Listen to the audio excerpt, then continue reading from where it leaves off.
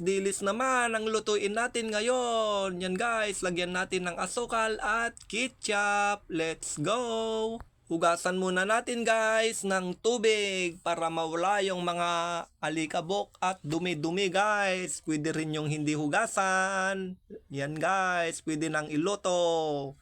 Sa mainit na kawali, hindi muna natin lagyan ng mantika. Yan guys, pwede nang hanguin na yan. Wala nang tubig-tubig.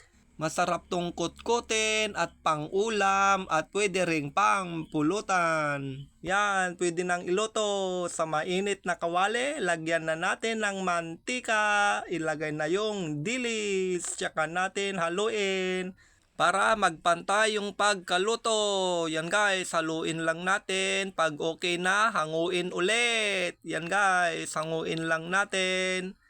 Sa mainit na kawali ulit, lagyan natin ng konting mantika at ilagay na yung asukal. Yan guys, lagay na rin yung ketchup.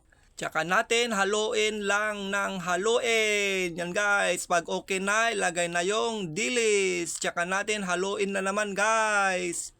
Pag okay na boy, hanguin muna at tikman na natin yan. Yan guys, kain na karuba. Thanks for watching guys. Bye-bye.